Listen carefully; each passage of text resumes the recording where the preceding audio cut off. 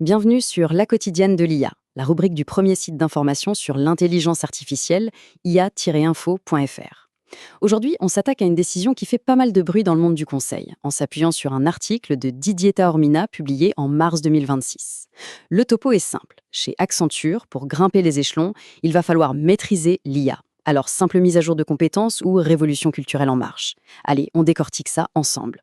Vous vous souvenez, il n'y a pas si longtemps, savoir jongler avec un tableur ou pondre une présentation impeccable, ça pouvait vraiment faire la différence sur un CV. C'était la compétence qui vous sortait du lot, qui vous donnait une longueur d'avance. C'était, en quelque sorte, la marque de fabrique du consultant moderne. Un vrai plus. Mais voilà, ce qui était un atout hier est devenu aujourd'hui la base de la base. Un prérequis total, une compétence que, franchement, tout le monde est censé avoir. La donne a complètement changé. Un nouveau standard est en train de s'imposer et avec une force assez redoutable, redéfinissant au passage ce que veut dire être compétent. Et ce nouveau standard, le géant Accenture vient de le graver dans le marbre. L'entreprise a pris une décision radicale, du jamais vu à cette échelle. Désormais, l'avancement de carrière sera directement lié à l'utilisation de l'intelligence artificielle. Ce n'est plus une option, c'est une condition sine qua non.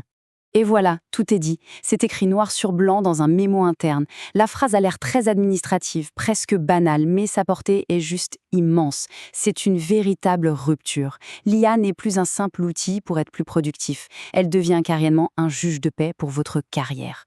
En gros, Accenture ne demande pas, elle l'exige. Mais attention, cette décision n'est pas juste sortie d'un chapeau. Non, non. C'est en fait l'aboutissement logique d'une stratégie bien pensée et d'investissements colossaux. Ça fait des mois que l'entreprise prépare le terrain pour que l'IA devienne le nouveau cœur de son organisation. Et ce chiffre, il parle de lui-même. Plus d'un demi-million de salariés ont déjà été formés à l'IA générative. C'est un effort de formation absolument massif. Ça montre bien que le but, ce n'est pas juste de changer ce qu'ils vendent aux clients, mais de transformer en profondeur la manière même de travailler en interne. Et d'ailleurs, la PDG, Julie Sweet, avait été on ne peut plus claire un an auparavant. Cet avertissement qui avait fait l'effet d'une petite bombe à l'époque, ce n'était pas des paroles en l'air. La nouvelle politique sur les promotions, c'est juste la concrétisation de cette menace. Soit tu t'adaptes, soit tu stagnes. On peut donc résumer la situation avec cette bonne vieille image. La carotte, c'est la promesse d'une belle promotion pour ceux qui jouent le jeu et qui se mettent à l'IA. Et le bâton, c'est le plafond de verre, l'impossibilité d'évoluer, voire la porte de sortie pour les réfractaires. La stratégie est directe et elle est totalement assumée. Évidemment, une transformation aussi brutale, ça ne se fait pas sans faire de vagues. Que ce soit en interne ou du côté des marchés financiers, cette stratégie à marche forcée, ça crée des tensions, de la résistance et pas mal de scepticisme. En interne, c'est un vrai fossé qui se creuse. D'un côté, on a les consultants juniors, qui ont intégré l'IA presque naturellement. Et de l'autre, les seniors et les associés, dont toute l'expertise s'est construite sans ces outils et qui, du coup, résistent énormément. Un dirigeant a même avoué qu'il fallait littéralement les harceler pour qu'ils changent leurs habitudes. C'est dire l'ampleur du choc.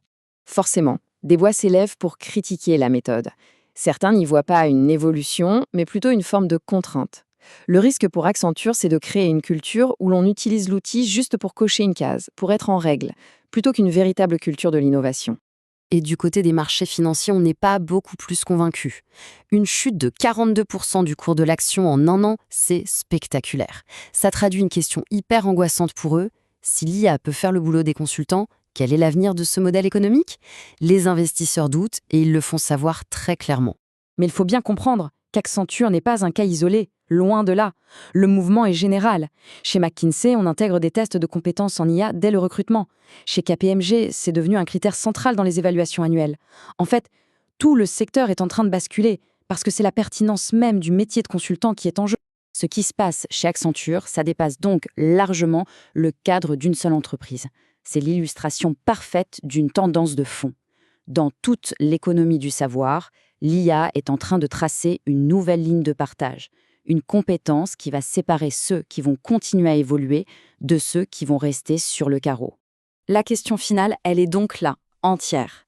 Est-ce qu'on doit voir l'intelligence artificielle comme un simple outil de plus, un peu comme le tableur à son époque, ou est-ce qu'on assiste à la naissance d'une vraie fracture qui va redessiner complètement les carrières pour les années à venir? Et la réponse, elle est sans doute là, Le véritable enjeu, ce n'est pas tant d'utiliser l'IA, mais de savoir comment l'utiliser. La vraie valeur ajoutée, elle ne viendra pas de celui qui exécute mécaniquement, mais de celui qui saura intégrer ces outils avec un esprit critique, pour poser de meilleures questions, pour enrichir sa propre expertise et non pour la remplacer. C'est là que se trouve le vrai défi. Retrouvez toute l'actualité autour de l'intelligence artificielle sur le portail ia-info.fr.